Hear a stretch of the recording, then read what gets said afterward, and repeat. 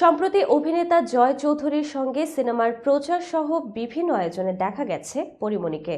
আর সেটাই যেন কাল হয়ে দাঁড়িয়েছে তার জন্য। নানান মন্তব্যে সমালোচনায় মেতেছেন নেটিজেনরা। ভারতীয় সংবাদ মাধ্যম আনন্দবাজারের এক সাক্ষাৎকারে বিষয়টি নিয়ে মুখ খুলেছেন পরীমনি। সেখানে আলাপচারিতার এক পর্যায়ে অভিনেত্রীর কাছে জানতে চাওয়া হয়, বাংলাদেশে কলকাতার সব জায়গাতেই আপনার পাশে অভিনেতা জয় চৌধুরীকেই দেখা যায়। জবাবে মুখ ভরা হাসি নিয়ে পরীমনি বলেন, আরে আরে কি যে বলেন, ও তো আমার বান্ধবীর স্বামী, ওর বউ আমার বন্ধু, আমার বোন। জয় তাই দুলাভাই, আপনাদের ভাষায় জামাইবাবু।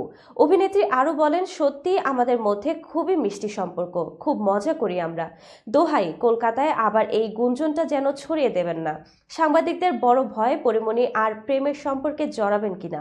এমন প্রশ্নের জবাবে চিত্রনায়িকা বলেন, আমার প্রেম হলে দেখি অনেকের মন টন ভেঙে যায়।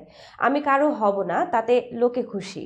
একজন কারো হলে বিশাল ব্যথা। তাই অনুরাগীদের জানাচ্ছি, আমি কারো নই বাবা, তোমরা খুশি থাকো।